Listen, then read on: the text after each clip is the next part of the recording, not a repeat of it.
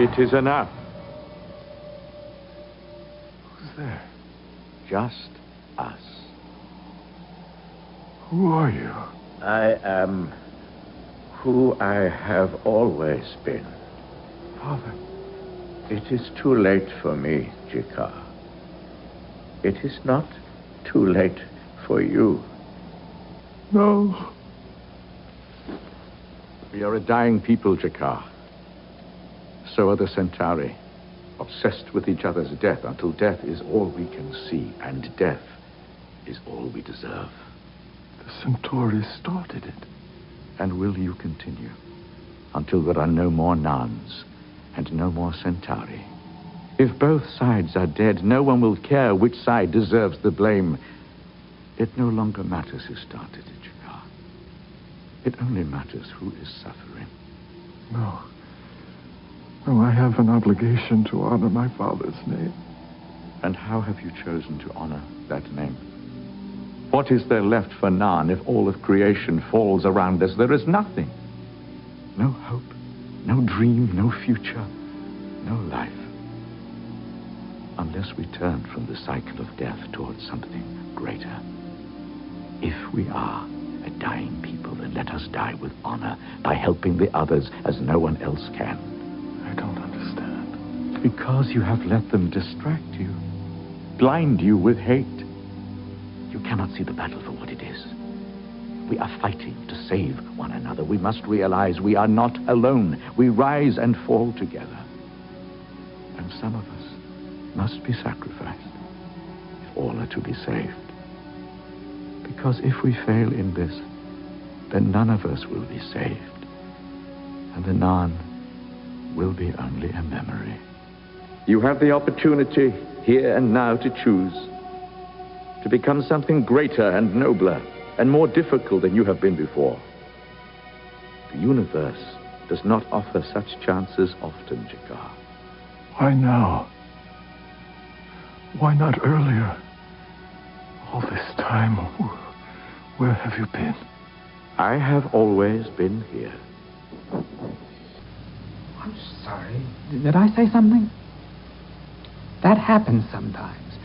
When I feel strong emotion from 2 feet in front of me, it just jumps out of my mouth before I can stop it. I'm here to save your butts. Next time, show a little gratitude.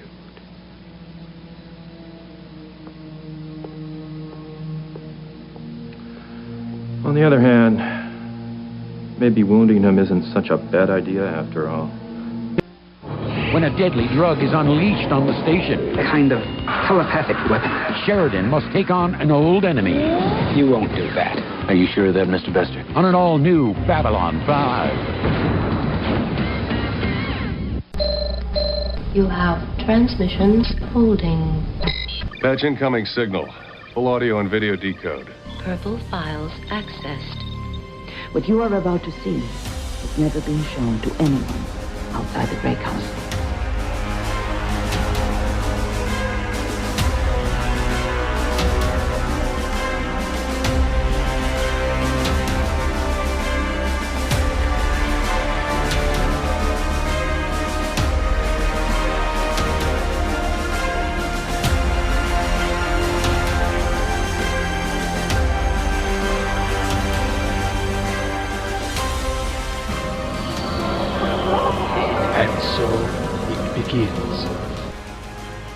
Hello, everyone out there in podcast land. Welcome to Gray 17, a Babylon 5 podcast, a part of the Front Row Network and NPR Illinois Community Voices. We are a group of Babylons, first ones, and newbies, whatever you want to call us, that are either watching for the first time every episode of Babylon 5 or watching for far too many times.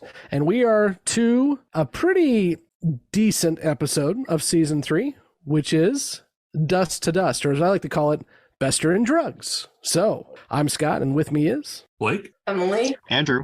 Kevin. Jessi. Nicole. Mike.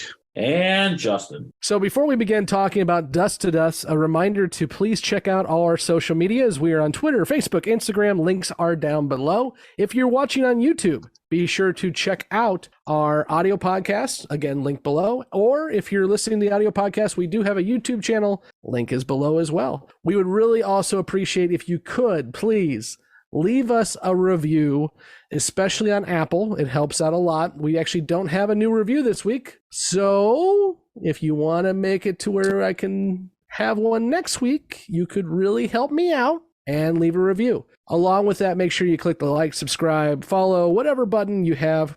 We are continuing to see a lot of growth on the show. Thank you so much for that. We actually last month were number 17 for TV review podcasts in the United Kingdom. So we actually probably have more listeners to the podcast than Boris Johnson has friends. So that's awesome. It's great.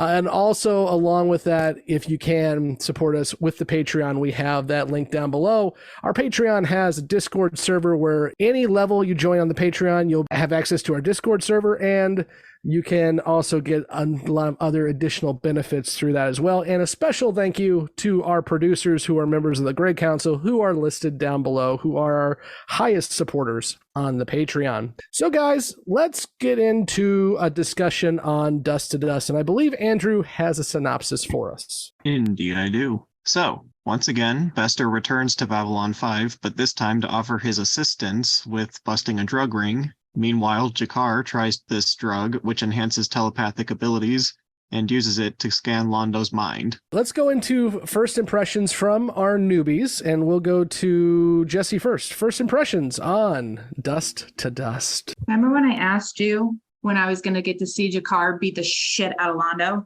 And you know what? In our Beyond the Rim section, we said Jessi's going to be able to see Jakar beat the shit out of Londo, so... I enjoyed this episode. We got to see a little bit of what I've been asking for a really long time.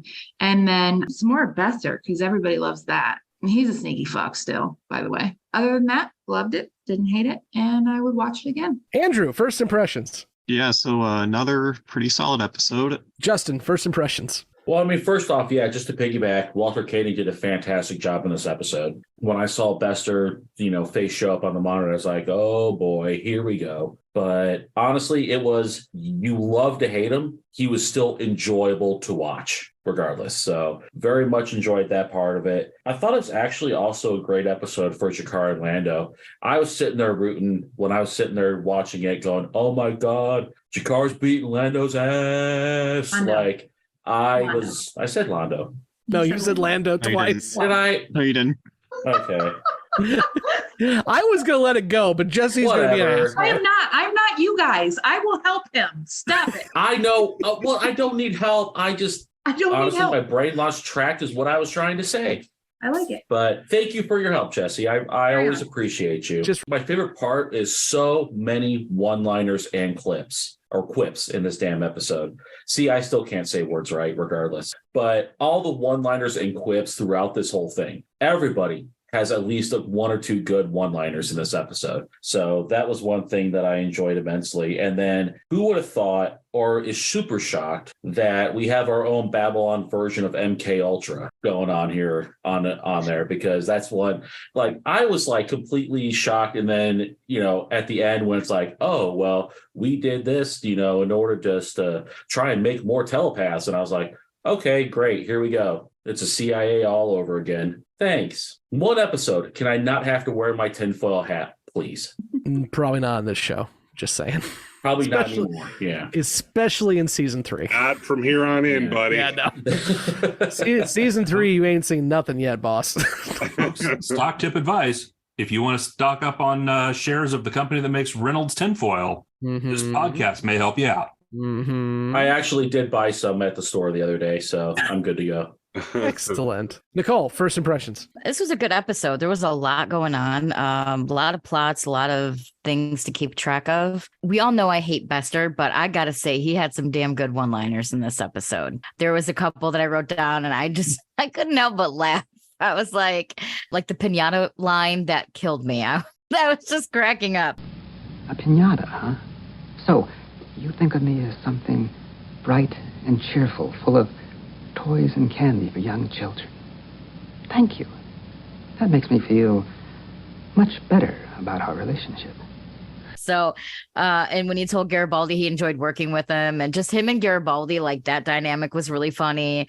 And then just the whole thing, I thought it was just overall a solid episode. Emily, first impressions. I didn't hate it. Like, I don't know. I think I expected more with how much some of you said you loved it, and it's a good episode. It is. But I guess I was just expecting something a little bit more. And as I felt since we were introduced to them, fuck Psychor. Yeah. And it was actually nice to see Londo kind of get what's coming to him, but I felt bad that Veer was caught in the middle of it.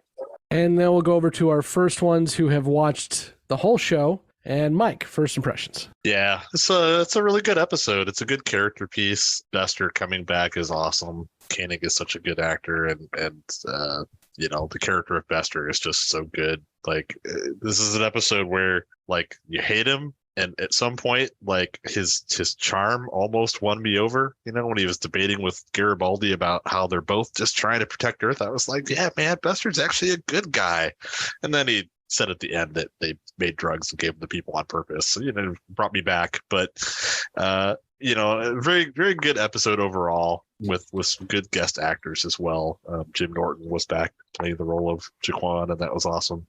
I've mentioned before, I'm a big fan of him in this series. So yeah, it's a good one. I think we may be talking about Jaquan a little bit in both sides of this episode. Just a guess. Kevin, first impressions. Yeah, in addition to that, Kim Strauss is in this again as the Drazi. So sorry, I don't know who the other Drazi was, but Koenig is just he's really never been better than in this episode. He's fairly subtle, he's sinister, enigmatic, he's playfully clever. But he's never over the top, and he's just a true pleasure to watch in a completely different role than anyone's ever really seen him otherwise. It was interesting seeing Ivanova go to a very dark place, but I mean, this episode is one of those where if you're going to watch season 3, you're not going to want to skip. And there's other reasons to watch it other than Walter Koenig, but you're going to watch it just because Walter Koenig's in it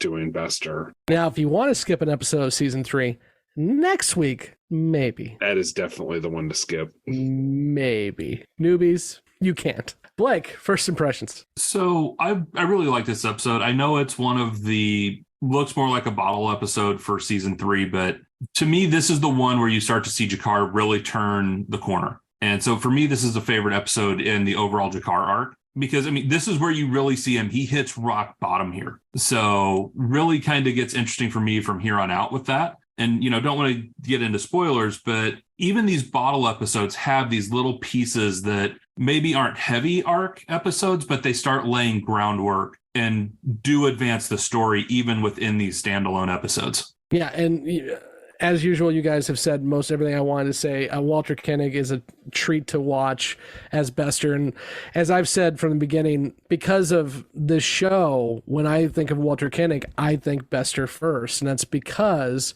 he gets so much more to do with this character than he ever got to do with Chekhov. And so it's always a joy when he comes on. And this one with the buddy cop with Garibaldi is just fun as hell. And yeah, Blake, I'm with you on this. This is very much a heavy Jakar episode. Unfortunately, we can't say too much about it on the front end, but those who are not worried about spoilers or have watched the whole show, stick around after the credits when we kick our newbies out, because we will definitely be talking a little bit more Jakar than we will on the front end, is my guess. So let's go ahead and start talking about this episode in full. And where do we want to begin, folks? Do we want to talk Bester or Jakar? Anybody? Let's talk about Bester. Let's talk about Bester, Kevin. I'd say we should start with Bester. So he does start the episode. So Bester, comes back in this episode, and he hadn't really gotten the best of them before. He'd always been, it was kind of a stalemate, or he hadn't really won. And then, in this one, you're like, well, everyone kind of wins. And then when you see the end, like Mike was talking about, and you realize that, he was in the thick of it and knew about dust being created by the Psi-Corps, it really takes this particular storyline forward. And there's definitely something to dig in there too with his comments about Talia Winters. Yeah, about that. Anyone want to discuss what Bester said about Talia real quick? Justin? I'm not 100% sure. And that's where I went back and forth. I ended up watching the episode twice. And both times I was thinking back and forth. Was he telling the truth about them dissecting Talia, which honestly would not surprise me in the least? Or did he just say it like Ivanova was saying, he's just trying to get a rise out of you. He's just trying to fuck with Garibaldi. I honestly don't know. I want to think that if I had to flip a coin and pick, I'd probably pick that he was telling the truth, but that's just my opinion. Nicole. Well, and also he was saying that it was his predecessor that set that up or whatever, not him. So don't blame him, but you're fucking full of shit. He totally had part of that. Like, there's no way that it was his predecessor. He was the one who did it, and he knew exactly what was going to happen. Andrew? Yeah, I think Bester was definitely telling the truth about them pretty much killing Talia because, yeah, Psi-Corps just kind of at this point sounds like the kind of group that would like kill their own people like once they were like they didn't have a use for them anymore. Emily? I thought he might be telling the truth, but a different understanding of dissection, where it's not like what we would have done in a science class, but more of a mental dissection of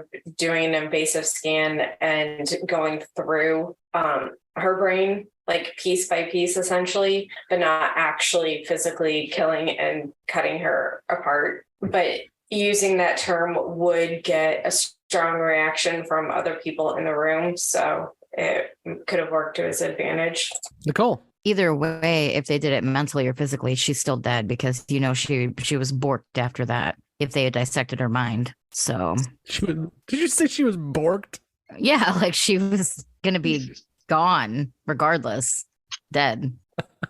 I'm just thinking back to Supreme Court and Judge Bork. He got borked. Okay. Sorry.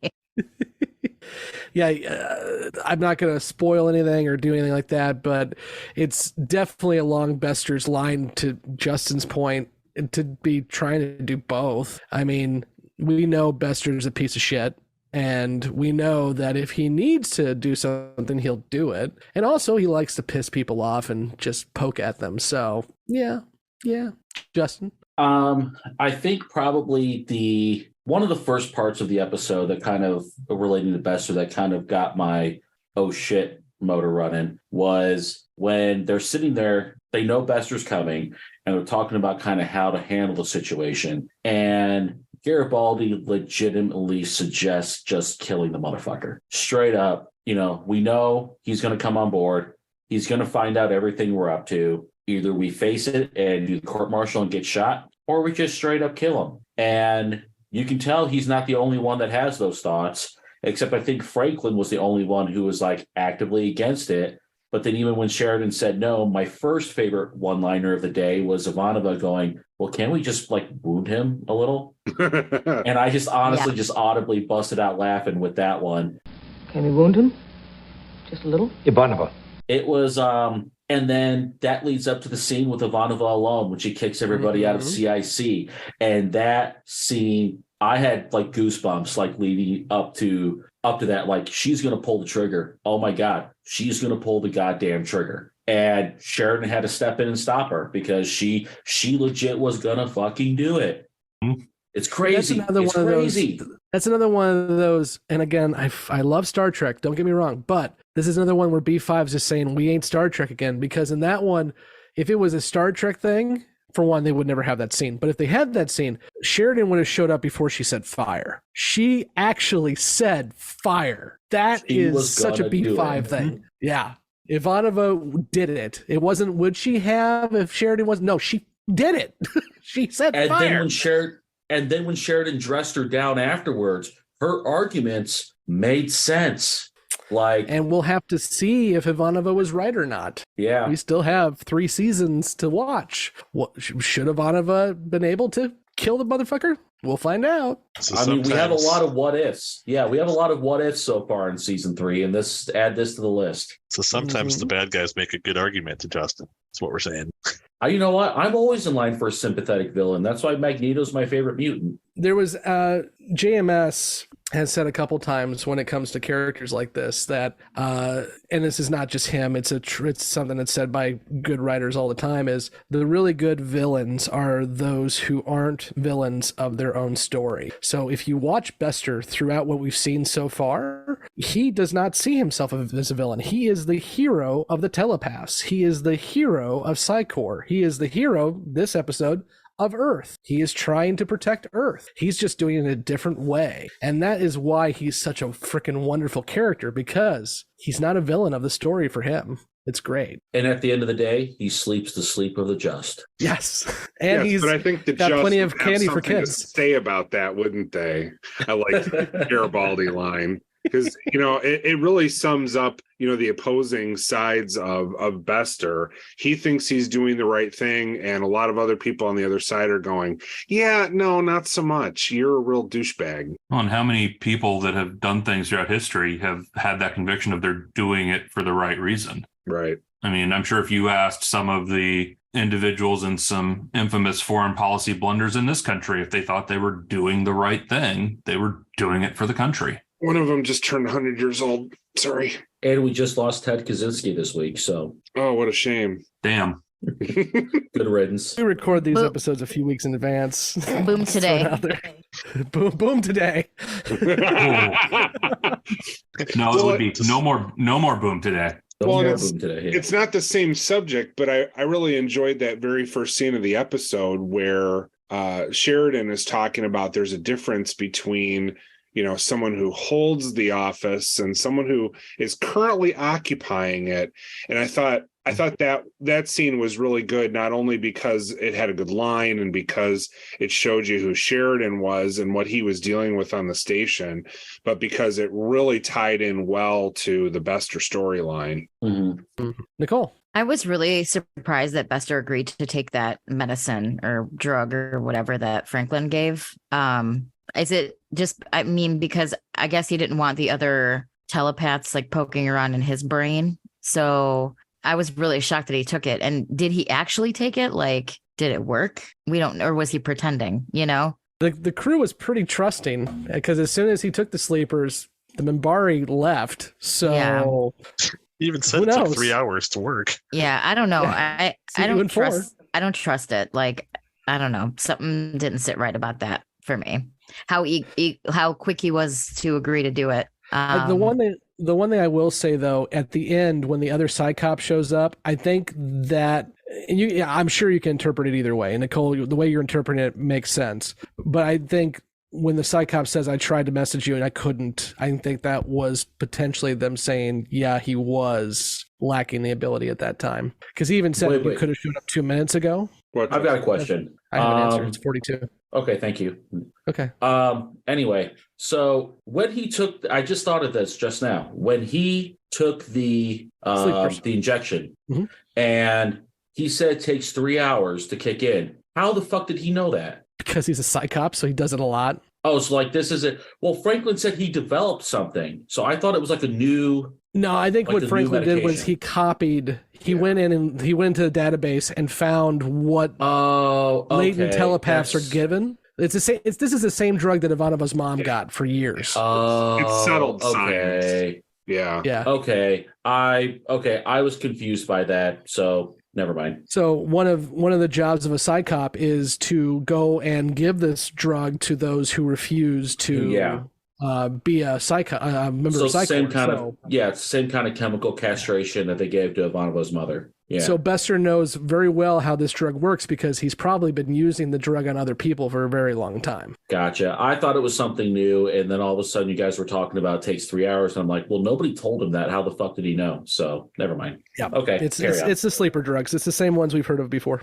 Okay. Jessi. So going back to the Ivanova scene where she basically was going to kill Bester, I feel like everybody should get one for the good of mankind sacrifice because Kosh has already had his, so, or maybe more. I don't know from what I know, one that we've seen. And then when she did it, I was surprised. Like I was actually very surprised that she was like, fire. I'm like, what the fuck is happening right now? So it was good to see that she was ready to kill somebody over her job.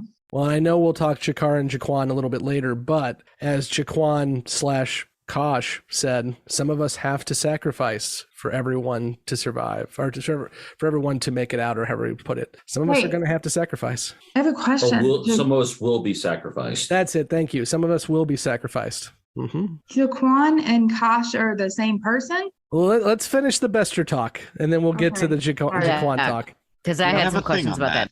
Yeah, okay, hold on. Sorry, I shouldn't have done that. But let's finish the Bester talk and the Garibaldi talk and all that talk, and then we'll talk Jakar and his fever dreams. Okay. Andrew, what do you got? So, how did Bester because just the way he addressed Garibaldi about when he's talking about how the drug got on and it must have been smuggled, and he directly addresses Garibaldi and says hey, do you know anything about any smuggling that's going on? And to me it kind of sounded like Bester kind of somehow figured out that Jakar was smuggling the weapons. So how did he figure that out? Anybody? Or is that beyond the rim? Bueller? Anybody? Go ahead, Nicole. No, didn't when that guy that told him about the drug shipment or whatever coming in, didn't he say that maybe Jakar bought, or didn't he? Because it went from them interviewing him to then they knew it was Jakar, and then they were trying to catch the buy. So he's the one that kind of ratted him out, right? Yeah, they interrogated the guy who isn't the dealer, but knew that there was a shipment coming in, and this would have been before the. This would have been their first meeting, with. He doesn't mention Jakar during the first meeting, right? I thought they figured out Jakar because Jakar beat the shit out of Londo. That's later on too. The first meeting in Sheridan's office, Bester made a comment about they're selling it to be used as a weapon, and do you know anybody that would want to buy untraceable weapons? Mm-hmm.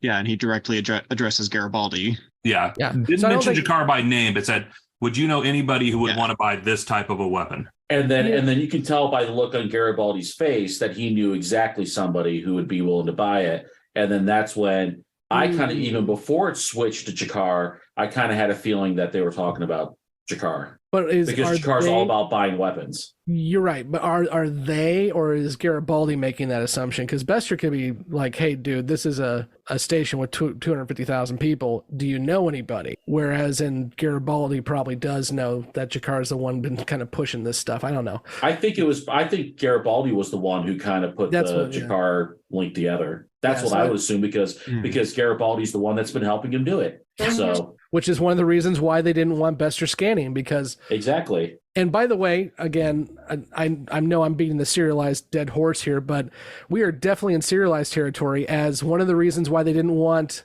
anyone be scanned is because Ivanova flat out says what happened in the last episode. And there isn't a previously on B5. You just need to know that Voices of Authority just happened, and here we are. So enjoy. Yeah, Bester will know everything that they've been up to. So that's why Garibaldi just wanted to take his ass out, and Ivanova tried to do it. Nicole? Wasn't Jakar actually getting weapons though, and Garibaldi was helping him funnel them because he didn't want them to come to B5. Yeah. So he was helping them funnel them out. So I think this was something that wasn't being helped by Garibaldi. This is something new that maybe Garibaldi didn't know about, because Garibaldi didn't want him bringing weapons on the station. So he was helping him funnel the weapons out, but he was talking about weapons, not drug weapons. So I'm almost, go ahead. But that means Garibaldi knows Jakar is dealing in weapons that are untraceable. So true. Even if he doesn't realize drugs, he's going to be a prime suspect for smuggling certain types of things that can be used as weapons, even if they're not traditional. I was more so saying that Garibaldi couldn't be traced back to that specific one because he wasn't helping with that one, the drug one. But that's more so what I was kind of getting at. Even if, Bester found out Garibaldi wasn't involved in that one. So I don't think that it would have been a problem for him. But yeah, I see what you're saying, Emily. He knew he was doing other weapons, so that makes sense that it would be him. Blake? So I still think you kind of mentioned some of the comparisons with what is a Star Trek episode or what isn't. And, this is one of the storylines that gets into drugs and addiction within the B5 universe. And it's not the only one. And it tends to do a little bit better handling, I think, in the B5 universe when they get into addiction issues and issues of drugs and substances. And again, it's that this is a different type of story. It's not afraid to dive into these issues or do them in a way that honestly is a bit more realistic of humanity versus a, idealized view or it must be an alien plot type thing. Yeah, especially because, when you're in the Star Trek universe, you know that your most virtuous characters are not going to typically do that kind of stuff unless they're under some sort of severe duress. And that's just not always reasonable, with the human condition. You're going to have hatred and animosity, and you're going to have somebody, lash out at times, and it's just not reasonable always the other way. It's, Star Trek is wonderful. It's a robust universe, of course. Probably in some ways more robust than this one because it's more fleshed out and there's more material. But when you're talking about Babylon 5, there's such a difference in the way it's written. And this, among many other episodes, is why people will flock to Babylon 5 after they watch, several episodes, especially if you get to, what's the name of the episode with where she gets koshed in the first season? Deathwalker. Deathwalker, thank you. Especially after you see Deathwalker, and it continues throughout the series, where you see this. That B5 is just willing to go a little bit further. And, how many times have you been watching a show and you've got a virtuous character and they can end the whole problem and they don't? And it's like, sometimes I just want to see somebody end the problem. And Star Trek usually doesn't do that, at least not with the darker solution. And that's just not always realistic. Hell, even at the end, Franklin's like, maybe we could just wound him a little bit. Yeah. Even Franklin comes around to it. Justin. I don't have anything to say about Star Trek other than I just hope both teams have fun. But you wouldn't last long in the Facebook fandom, sir. No, and I don't. That's why I stay off that shit, because honestly, there's many things that I like about both franchises that I can understand both arguments, and I just go in there and I just enjoy both of them, and none of them are perfect, but I enjoy them both for what they are, and they entertain me. So at the end of the day, I'm happy. I just actually wanted to point out one thing about Bester that I thought was really telling when they were questioning, I believe his name was Ashi, that drug dealer, during that whole interrogation scene where, they're asking him questions and then Bester just sits there. Yeah, he's lying. Oh, I have rights. And then so they go through that whole thing. And then finally they let Ashi go after Bester kind of talks him into telling what he knows, which really honestly wasn't a whole lot except a name. But then Garibaldi goes, dude, you're not supposed to be, are these drugs not working? You're not supposed to be scanning. And he's like, I didn't have to. I just assumed he was lying because those guys lie. And if you let them know that that they're lying, then it creates paranoia and you just feed that paranoia.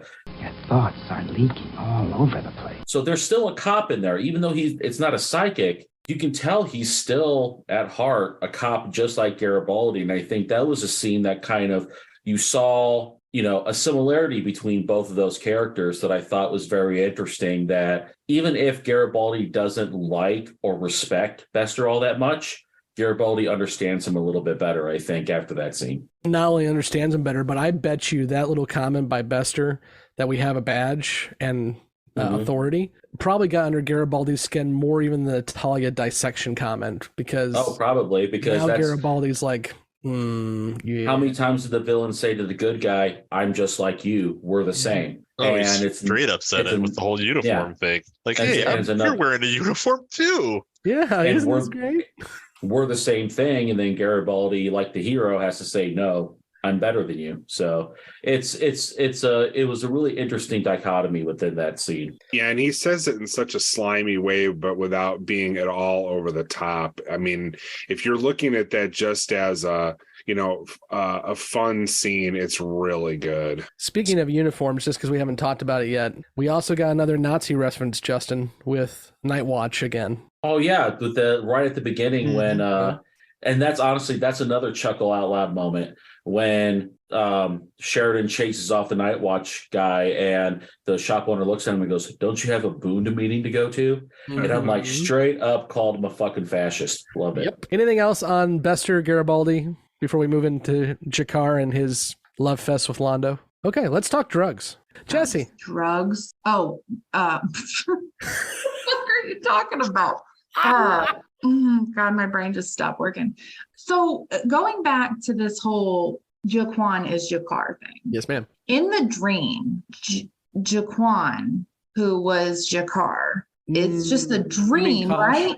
Who was Kosh? Kosh. What did I say? Jakar. Jaquan is Jakar. Now you're confusing everybody. Okay, now everybody doesn't have any idea what I'm talking about, per usual. Okay, Kosh and Jaquan, right? Yeah. In the dream, Kosh is Jaquan, but that's not like all the time. But okay, so somebody taser me if I say too much here. I think I'll be okay. So I don't think it's Jaquan is Kosh and Kosh is Jaquan.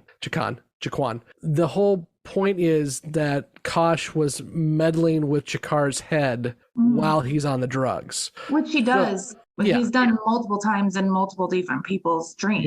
Yeah. So and I think that scene it makes it very obvious to you because you can assume the angel wings pop out, Justin. So you can assume it's Kosh, but then they actually show like Kosh is in the room. So I don't think it's Jaquan is Kosh. It's Kosh is using the vision of Jaquan to get what he wants. Right. And that's how I took it. But when you said that they were one and the same, maybe that's just how I meant that the vision was one and the same. Okay.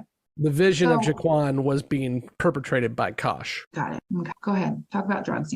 Andrew, drugs. Yeah, so to kind of go off of that, I know a lot of people's biggest issues with like the Vorlon and like their what appears to be this all-powerful nature, but like they don't really do anything about it with it. They don't like interfere at all. Like they only interfere when they want to. To me, it kind of clicked with me. It kind of reminds me of the line from Avengers Endgame when Doctor Strange tells Tony, like, if I tell you what's going to happen, then it won't happen. So to me, that kind of pushes that whole idea that the Vorlons are basically gods and they have this whole basically this whole story plot line all laid out. So they're just doing whatever they need to do in order for it to go how it should. Because after that vision, then that's when Jakar decides to basically turn himself in and take full responsibility for his actions. Nicole? So I kind of interpreted that a little differently.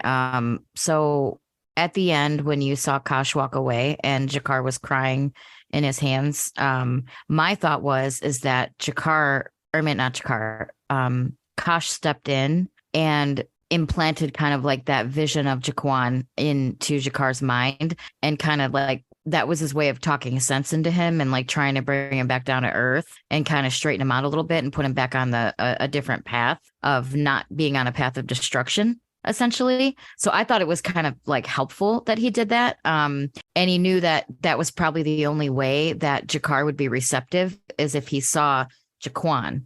He's not going to listen to, a Vorlon. He's not going to listen to anybody else. So I think that, yes, it's just another Vorlons meddling when they feel like it kind of thing. But also I feel like that was kind of the way for Kosh to kind of help Jakar find his way back, because he was so consumed with anger and hatred, rightfully so, that he was going down a path of destruction and it just was going to get worse. So I looked at it as kind of a helpful thing and almost like a way for him to kind of like help him kind of come back down and move forward in a different way. Justin? I agree with Nicole that I think Kosh was stepping in definitely to try and help calm Jakar down and kind of bring him out of this spiral that he was in.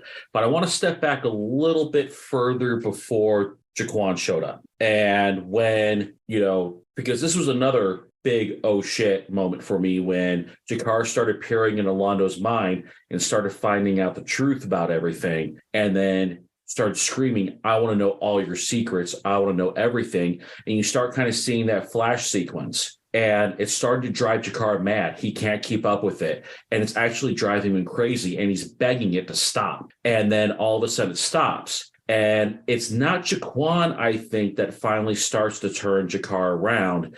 It's the image of his own father. When he sees his father bound there on the tree and he's talking to him about, and his father's talking to him about honor, about trying to stop the cycle. I'm not getting the exact quotes right, so, forgive me, internet, but when his father's talking to him about, if you spend all of your time trying to kill each other and there's nobody left, what good does that do? And I think that is honestly more than even Jaquan showing up.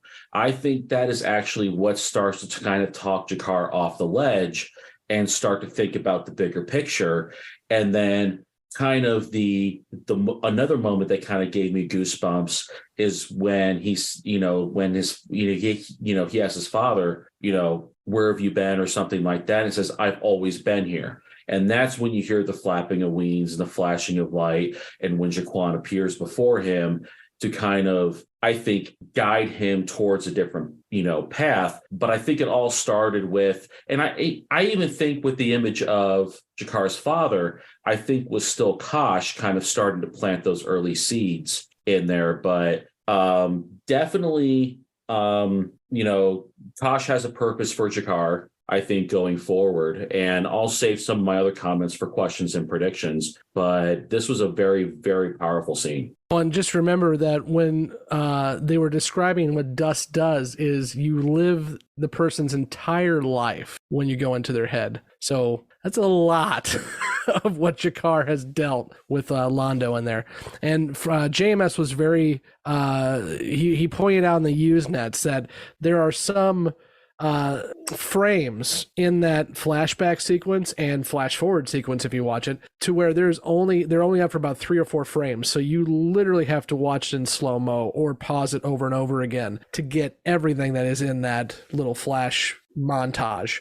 So there's a lot in there. Kevin. Yeah, I agree with Justin. That was largely how I interpreted it as well. I thought that the image of his father that was invoked there was almost more important, or as important. And because it really came first in the sequence, the way that the David Eagle filmed that, he was heavily influenced by a 60s show called The Prisoner, where and I won't go into a long diatribe about it, but it's quite an influential 60s science fiction television show. But the way that they did the dark, and it was really just Londo and Jakar in the shots, that was very reminiscent of some of the scenes from The Prisoner. And he definitely did that very purposefully to capture that moment.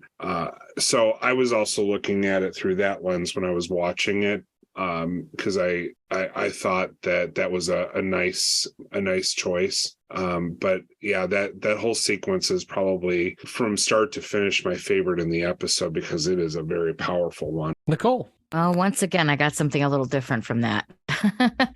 So one thing I noticed was when Jakar was talking to Jaquan, aka Kosh, he was saying, now is the time for you to choose a different path. Do you want to be greater and go forward, or do you want to destroy everyone until there's no one left, kind of thing? But Jakar was protesting, like, but I have to honor my father's name, And my thought was, like, Jakar kind of, I think the message that he had gotten, like, live with honor or whatever. In my mind, I'm thinking he's doing all of this to honor his father's name, like the killing and the fighting and you know what I mean? So that's why when he said, now's the time, and he was protesting, saying, but I have to honor my father's name, I got a different vibe from that scene with his father, that maybe he was under the impression or thought that he had to do the different path, like the fighting and the killing and all that, to honor his father's name.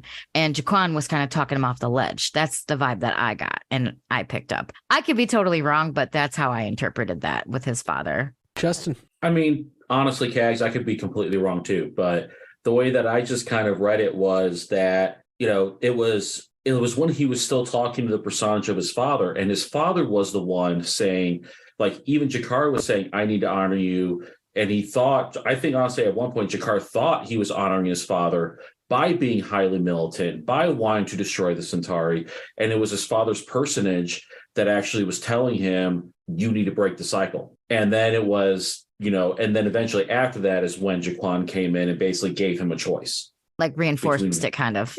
Between one or the other.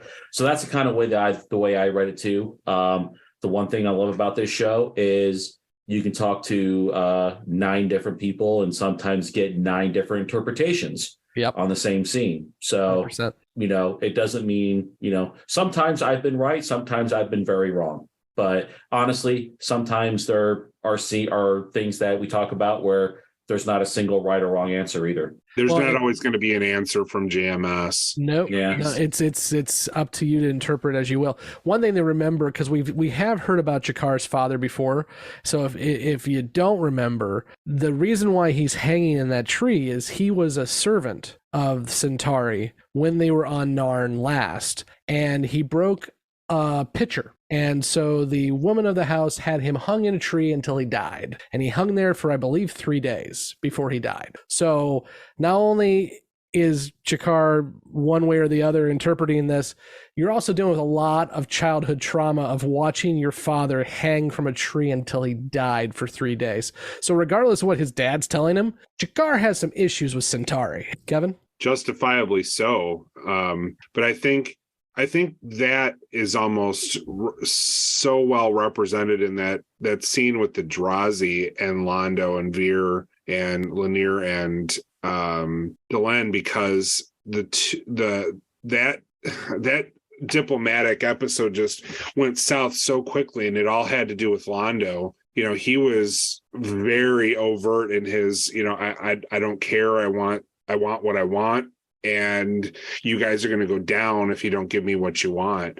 And that's clearly what the Centauri, is the direction they're going down. And it's a really dark path that everyone hopes, is going to turn around at some point. But, and that's why Lanier's quote was probably my favorite of the episode, with so many good quotes. A darkness carried in the heart cannot be cured by moving the body from one place to another. And then he laments that I don't think there's anything that can be done for Londo now. And that's sad, but it is definitely true that you can't cure Londo by just changing his perspective for 2 seconds. Kevin, I'm glad you brought up the Delenn scene. I just wanted to point out one thing on that. This is the second time in probably, 3 episodes that we've seen Lanier actually speak on behalf of Delenn, but also speak his own mind.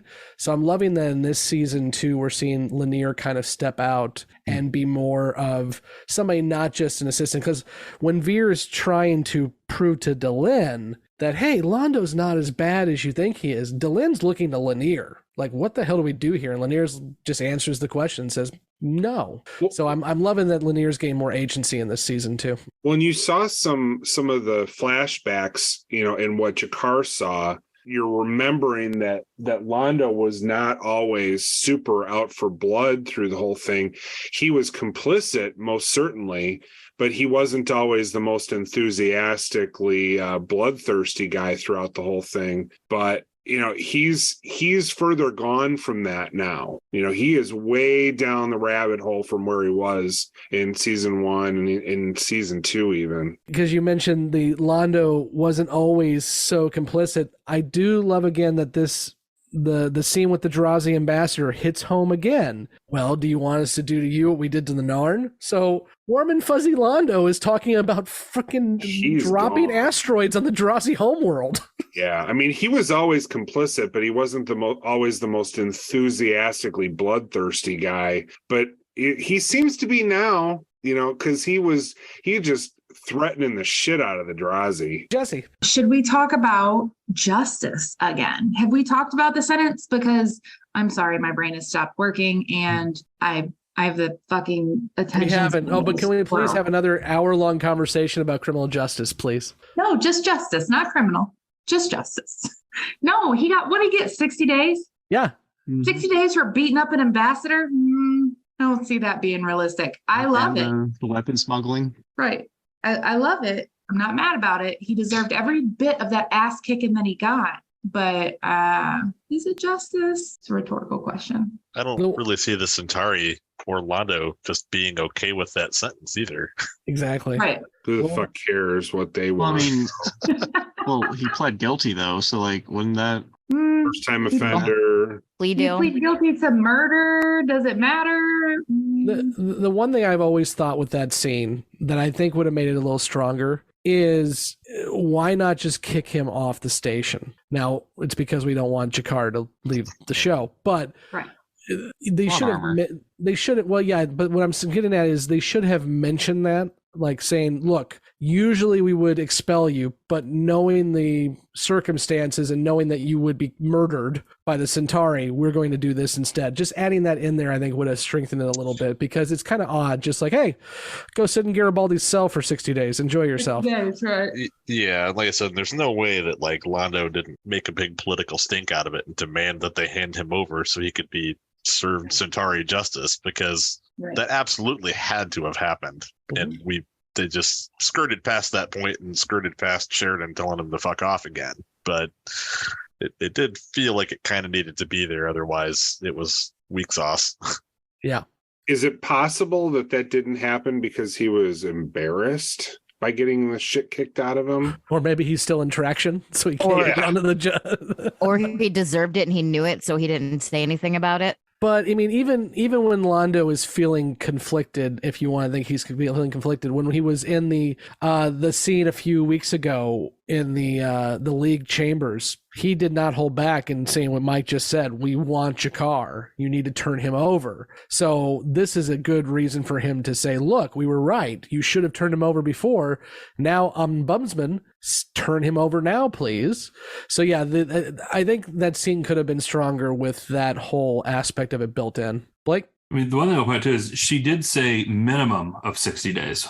So it could potentially be more that, G'Kar could be in there. So it's a minimum of 60 days. Although, yeah, the sentencing is a little interesting. And I get what you're saying about could have added something about throwing him off, or could have at least had the Centauri putting up some kind of fight. Although at the same time, Londo may not, because he knows what G'Kar saw in his mind. I'm going to say I think Londo knew the images G'Kar saw. And I'm willing to bet Londo wouldn't want to have it known his associations with Morden, the Shadows, or anything else. So it could also be a case of Londo's not going to go into that court and testify because he doesn't want anything else to come up. That's a could see that potential. I can add that to my headcanon. I'm good with that. I do have one Veer comment to make, though. So Veer gets back from Minbar, right? And he's wearing that welcome jacket they gave him. So apparently on the behind the scenes, they created a alphabet for each of the alien races. And they went to JMS for that coat he was wearing and said, hey, would you mind if we embroidered some Minbari script on it? JMS said, sure, whatever, do whatever the fuck you want. Go, make the thing. The letters on the jacket spell out Aloha in Minbari. This is what happens when JMS is stuck in his office typing up every episode, because as we've discussed, he is now writing every episode of the show. There is no writer's room. There is no other writers. So he's, as Blake said, do what the fuck you want, because I don't have time. So I guess for me, this is kind of creeping on prediction territory, but I'm just going to kind of run with it. To me, the whole final scene where G'Kar's kind of sitting in his cell and you hear kind of in the background again, some of us are going to have to be sacrificed. To me, this kind of has a whole political prisoner feel. And it kind of made me think about like Nelson Mandela and other political prisoners that are out there. And I wouldn't be shocked at all, especially once Londo fully recovers and the full might, if Lord Riva or anyone else gets involved in this whole ordeal, if you see somebody come back and try to keep G'Kar in prison for a lot longer. And so G'Kar almost becomes a political prisoner at some point, or almost like a prisoner of conscience. Kevin. Part of what is so great about this series, especially with acting, is scenes where two actors are alone in a scene, and they're just doing a fantastic job. And this one again is another example of, Peter and Andreas just doing a fantastic job with their scene. And they practiced that a lot, and they had a lot of talks with JMS about that scene. And they were practicing that on their own time at night at Andreas's house apparently, and it really came out pretty well. Other than, if anyone saw, Peter couldn't decide which of his eyes was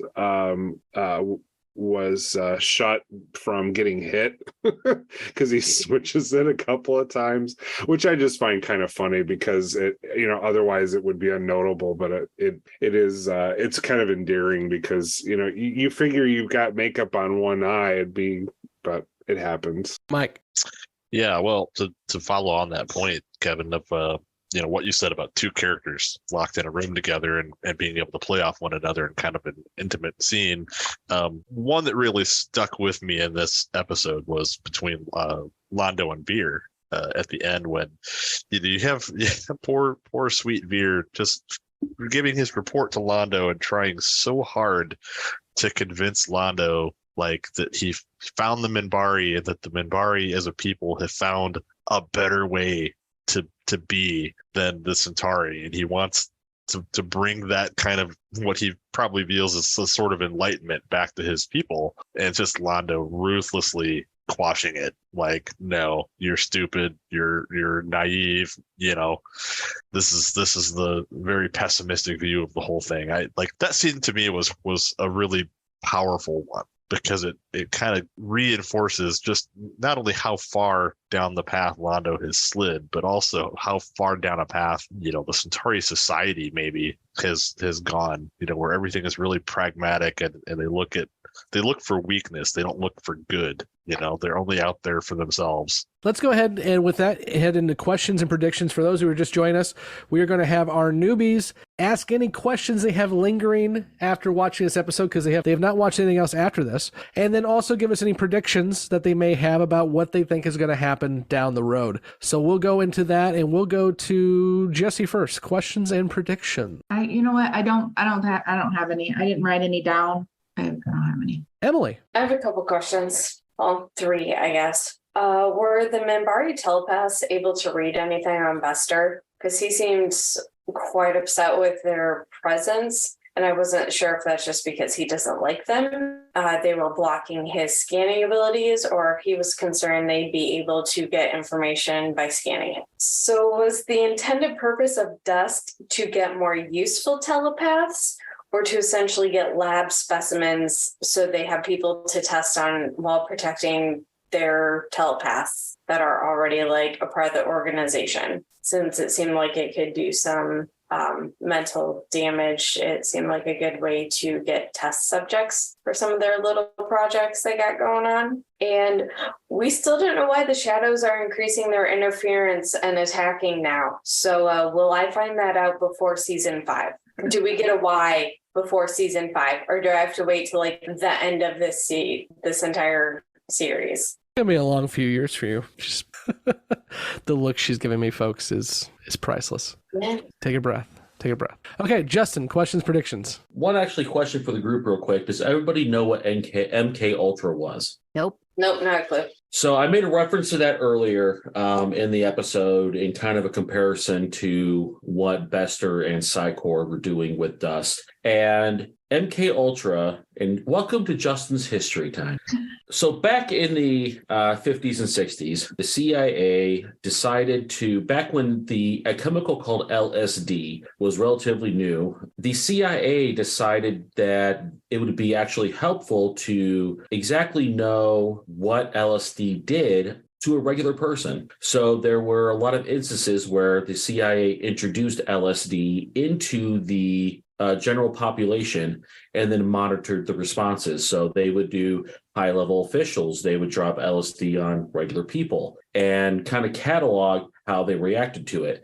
And the whole purpose of MK Ultra program was to try to create sleeper agents, or try to make people more susceptible to mind control. So that's kind of one thing that kind of poked me with this whole Dust thing with trying to create more human telepaths, was create a drug that you can introduce into the general populace and just kind of, one, see how people react, but two, if you can get a few cool agents out of it, why not? That's kind of why I dropped that MK Ultra reference earlier for that, because definitely I think, did JMS ever say anything about that at all in any of his postings? Not that I'm aware of, but anything on it. Seems like it's too similar for him, somebody, a student of history like he is, to miss. I had to look it up on Wikipedia when you dropped that, Justin, because I wasn't really very familiar with it, although it turns out it's just the name. I had heard about the LSD stuff before. Just go watch the movie Stare at Goats. You'll be fine. That's a great movie, by the way. But anyway, okay. Questions and predictions. So question number 1, will G'Kar end up being the one who ends up sacrificing himself in the war against the shadows? Question number 2, how many other races has Kosh appeared to this way? Because dust was flowing throughout the station. Has Kosh appeared to other people throughout the station in this particular way? And is this the way that then Kosh is going to try and bring other races together by invading their dreams and talking them into joining the bigger fight? Predictions, I think now, whether anyone really wants him to or not, G'Kar is going to end up being a part of the inner circle. I think Kosh is going to end up kind of introducing him and bringing him into the rest of the group. And then, so G'Kar is going to be spending the next 60 days in jail, perhaps longer. I think G'Kar is going to come out of this a very, very different person than the person that we've known before. So I don't think we're going to see the same G'Kar as we saw, up until now. Another prediction is that Centauri will try to protest G'Kar's sentence and perhaps try and create a political prisoner out of him, which therefore extending his stay in prison. And then the last prediction I have is Sheridan is going to be on Night Watch's shit list. So I think we're going to see a lot more investigations into Sheridan, which is going to bring the whole other Clark military coup into further danger, because Night Watch is going to start keeping a really closer eye on Sheridan at this point. He should have gone where everyone has gone before, and he'd been fine. Yep. Can't believe I had to miss that episode, by the way. Thanks. Such a fun. We had fun with that. We had a lot of fun with that. I have not listened to the recording yet. I'm looking forward to it. Nicole. The only question I had was, I guess Justin's prediction was, my question was, since G'Kar's kind of been poking around and heard about the Rangers, is he going to be allowed into the council and become part of that? And if so, is he going to make an impact? Because he gave Garibaldi the Book of Jaquan saying he can help. So I'm just curious if they're going to bring him in and how they're going to use him. But that was really my only question. Prediction wise, I don't really have any at this point. And Andrew, questions, predictions. 2 questions. Could the dust that G'Kar took leave any lasting telepathic effects? And with G'Kar seemingly turning himself in, does this signify the beginning of the end of the conflict between him and Londo? Any predictions? Nope, that's it. Okay, we'll go ahead and end it there with our newbies. Next week, we're talking about the amazing episode that may or may not be ranked in the top 10 worst episodes of Babylon 5. Exogenesis. Enjoy watching Newbies, and we'll talk about that one next week. For those who have already watched the show all the way through or don't care about spoilers, we'll be back after the credits to answer these questions and predictions that the newbies have given us for this episode. So until next week, make sure to like, subscribe, follow, do all those things. Join us on Instagram, Twitter, and Facebook in the conversation, specifically Facebook and Twitter. We both have some great conversations going on over there. And if you want to join our Discord, be sure to check out our Patreon. So until next week, when we talk about the wonderful episode that is Exogenesis, I have been Scott, and with me is... Do the first ones really have to show up next week for that, Scott? There will be a lot of Beyond the Rim. I don't know. I'm going to be sick. Blake? Emily? Andrew? Kevin? Jessi? Nicole? Mike? And Justin. We'll see you next week. And don't let the bed bugs bite, and you'll know what I mean after next week. Oh. By the way, it's tied for the 10th worst episode with an episode we've already watched, A Distant Star. Remember that one with the Cortez and the really frilly music with the expedition ship? Yeah. Oh, yeah. I don't hate Well, that. if it's as good as that episode. I hate Exogenesis. It's terrible. I was expecting you to say TKO. Well, no, TKO. Okay, so here it is. Here is the top 10 worst episodes of B5 as rated by people when they were watching it back in the 90s. The worst episode, Infection. Well, okay, we'll start from 10 and go to the worst. Okay, fine. Exogenesis, which you haven't watched yet. Yeah. And A Distant Star are tied for 10. Then The Quality of Mercy, which was the rejuvenation machine. Yeah. Knives, which was the Londo duel episode. Soul Hunter, buttholes. Buttholes. Midnight on the Firing Line, which was the first episode. No, second episode. Yes. First episode. It was Production Order 3, first episode aired. An episode we have not seen yet is number 5, so I won't say that one yet. The War Prayer, which was the poet who gets branded. Born to the Purple, which was Londo gets horny. TKO, and then Infection. I'm confused. Are these getting better or worse now? No, they're getting worse. Infection's the least ranked episode. Debatable, I think. Well, we can talk about that in a bonus episode. I'm just saying that Exogenesis is pretty fucking bad, and it's next week. Great. But I will say... Thanks for the heads up. I will say, just to make you all feel better, the highest ranked episode in the entire series is coming up for our recording in July. That is the highest ranked episode of the entire series. Okay. I'll film another reaction video to this next one, though. All of you need to film reactions so I can put reactions up. Here's a little life hack for you. Put the camera a little bit further away so it can get more of you in it, and then paint your toenails and upload it twice. Boom. Mike is thanking for the revenue, yes. See, I thought he was going to go for a cleavage shot comment there, but he went with the painting job. I mean... Thank you for listening to Grey 17, a Babylon 5 podcast.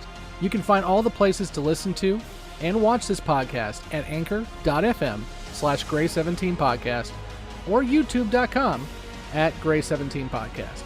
We want to hear from you, so join the conversation at Facebook, Twitter, Instagram, YouTube, or Patreon. Be sure to subscribe and leave a review where you are listening to or watching this podcast. Grey 17 is not affiliated with, and the podcast has not been prepared, approved, or licensed by Warner Brothers or any other owners of the Babylon 5 copyright. All clips included in this podcast are the intellectual property of the respective copyright holders. They are included here for purpose of review, and no infringement is intended. The opening and closing themes are available from Falling Matter on YouTube. And what's out there? The rim, And beyond that? the truth.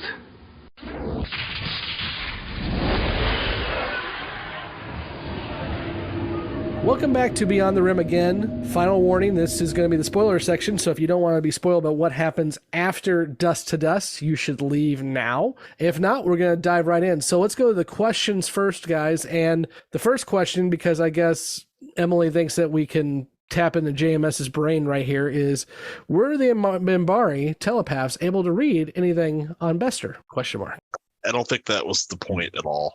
And I think the Minbari have too much honor to do that. So that's what I was thinking. And too. I think Sheridan wouldn't instruct them to. Yeah. And they've also established if they would have tried it, Bester would have known it. Yep. Right. Even Ivanova can tell when somebody's trying to scan her, and she is like a P.5. So, will we know why the Shadows are doing what they're doing before the end of season 5? Is what she said. Yeah.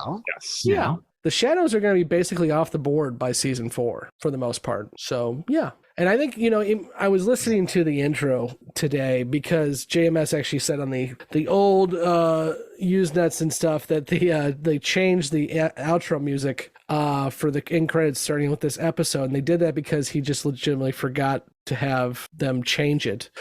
So I've listened to the opening and closing credits more than I usually do. And Ivanova says in her opening monologue, the year of the Shadow War, not the years of the Shadow War, not the Shadow War. It's the year of the Shadow War. So if you're listening to that, you can basically assume this isn't going to be a long, drawn out conflict. It's going to be fairly quick, and it's going to be fairly quick. By mid-season 4, it's basically over. Actually, by the end of season 3, it's really over because they nuked the shit out of it. Okay. Was the dust used as a good way to create more telepaths, or were they trying to get some patsy test subjects using the dust? Yes. That's the whole thing. They're going to learn more about Bester as we go along, but Bester doesn't care. If you make a good P12 Psychop, great. If I can poke at you a little bit and learn something more, great too. Yeah, I mean, we have established that the Psychor does seem to have something of an obsession with experimenting and trying to increase their capabilities. I don't necessarily know that would go along with them wanting to make more telepaths, but maybe. I think it would fit with them wanting to make more telepaths and increase telepathic ability. I mean, they've tried this multiple times. I mean, let's think back to Ironheart and Becoming all the way back in season 1. I mean, they've done various programs to enhance abilities, to increase abilities. They've done selective breeding programs to try to breed stronger telepaths through genetic mapping. So it's not that much of a stretch to think that they would try to use a drug for that. Now, I know some of the canon with dust is, they said they'd been working with it for 5 years, but there's been other references in the series, Garibaldi mentioning they had problems with it on another one of the colony worlds, and it's been mentioned before. So, I think it's one of those things that was probably a street drug that was out there and they realized, hey, it has this potential effect. And then Psychor started fucking around with it to try to use it for their own purposes. Yeah, anything that's going to enhance Psychor's ability to, have telepaths, it's going to increase their knowledge base, their power base, anything that's going to enhance, Earth's ability to do anything, they're going to be for. One of the things I'm surprised the newbies didn't catch on to, and maybe it's just me, is I found it really interesting when Ivanova was talking about how there's so many more of them than there are of us. And that's exactly what the telepaths are afraid of. There's so few telepaths that they feel like they have to have an upper hand because they are being oppressed by the normal people. And I just found it interesting that Ivanova, her biggest concern was that there are so many telepaths, when in fact, that's their exact opposite concern. How many other races has Kosh appeared to using dust? None. Yeah, Zero. Dust had nothing to do with that. Yeah, I think there's a lot we can kind of delve into when it comes to Kosh and what he's been doing for both Sheridan and for Jakar. But the dust thing was just, he's like, oh, I could use this as a time to do this kind of thing. But what do y'all think about the Kosh? Yeah, the more interesting part of it is that, correct me if I'm wrong, but I mean, I don't feel as though Jakar and Kosh have even interacted that we have seen on screen before. So it's interesting to me that Kosh is choosing to appear to him in the first place. That he to put it crudely, that Kosh gives a shit about Jakar. Mm-hmm. I think it's more Kosh setting the pieces on the board. There you go. He knows how this plays out. He knows who's going to be needed and where. Just like we're going to see coming up with the prediction from Lady Morella with Londo's future and Veer's future. There's these psychics who can see the future. We have no reason to believe the Vorlons don't know at least how they want it to play out. And they know the pieces they're going to need on the board. They need someone who can become the figure the Narns need to play their role in all of this. And this is putting Jakar in that position now. Okay, up until at least when B4 goes back, they know for sure what's going to happen up until that point. I was going to say this is a discussion we've had before, but here it is again. What do the Vorlons actually know about the future at this point? I think they know everything up until Jeffrey Sinclair goes back in time, which is basically all of season 3. And so Sinclair has given them that much information. Now, that being said, I see it differently. Now, I think Kosh is putting pieces on the board. However, However, this is one of the another examples of where I think Kosh has started to turn against the whole Vorlon idea of we have to do the same thing over again. We have to play with the shadows because of the wording he uses. Some of us will have to be sacrificed. And that's exactly what happens with Kosh fairly soon. Is Sheridan's going to go to Kosh and say, hey, look, I need you to do this a different way, and it gets Kosh killed. So I've always kind of asked this question at least several times in this segment is, when does Kosh make that turn? I think we're starting to see it here. He's working with Sheridan. He's starting to gain a respect for Sheridan of the humans. And this is another piece where Kosh is saying, look, I recognize things have to be different this time. We have to change things. That's why he's telling G'Kar through Jaquan that you have to change and break some cycles here. So that's the way I see it. I don't see it as the Vorlons putting pieces on the board. I think Kosh has moved past that. I think Kosh is setting things up to do things differently. Yeah, I mean, I guess that's fair, because what I would see in this is, again, I don't think that the Vorlons are they're very judgmental, right? They don't care about certain races. I don't think they have any.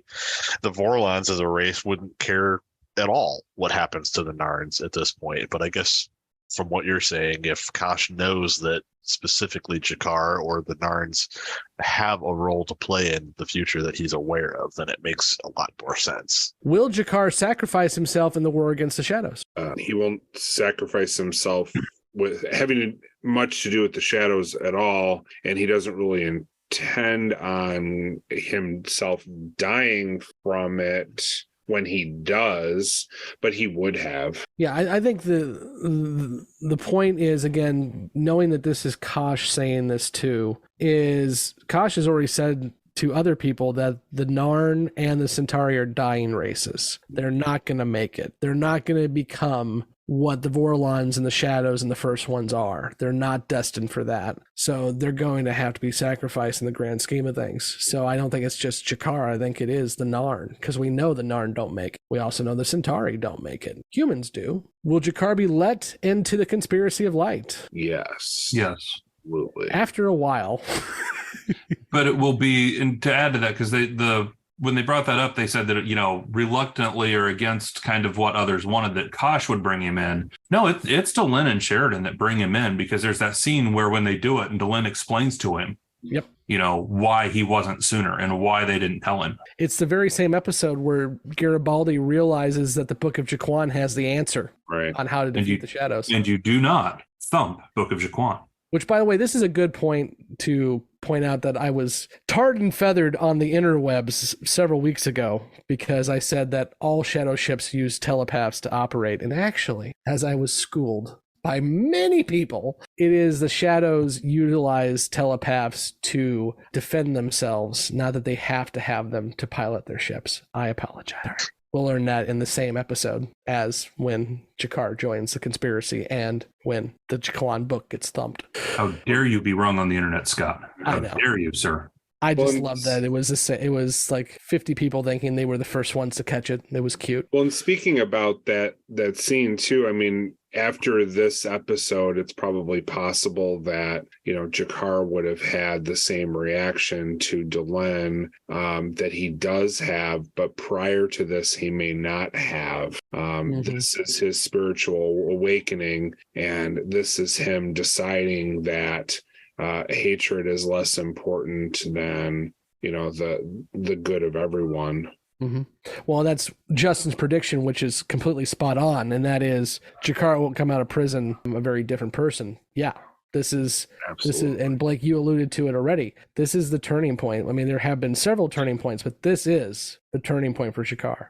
Which it was interesting because in this episode, with G'Kar back to his old tricks of trying to find a weapon to smuggle in the Centauri to fight the fight, it was almost a turn back to his mustache twirling days, set against as a juxtaposition for this moment of awakening in him. But he's also getting increasingly desperate because of the amount of killing going on the Narn homeworld and the power with which the Centauri are wielding to destroy his people. So maybe several episodes ago, he wouldn't have been quite so out for blood and finding anything that he possibly could to get a one-up. But he's getting increasingly desperate because things are getting really tragic on the Narn homeworld. Well, and I suppose it was his would-be ambassadorial replacement that was the one who wanted to urge all the Narns to stop fighting, and it was never Jakar who wanted them to stop fighting. Right. You mean the dad from Monster Squad? Okay. Could the dust have any lasting effects on Jakar? It could, but it didn't. Aside from the experience absolutely affects him for the rest. I know that it'll take twice as much next time. Yeah, I mean Kasha's influence and the experience, but the dust is nothing. Is this the end of the conflict between Jakar and Londo because Jakar pled guilty? Oh, Andrew, you innocent soul, you. LOL, no. Is it it's not, but it takes a different form after this. It's not a violent conflict between them after this. Yeah. There's still that divide, and ultimately you'll see the redemption story for both of them come to fruition. Which we saw flash forward in this episode as well, too. Yeah. We also got that hand a lot. We got the hand like 3 times in that little sequence. I'm surprised Emily didn't bring it up again. Or no, it was Jessi who likes the hand. Okay, let's move into predictions.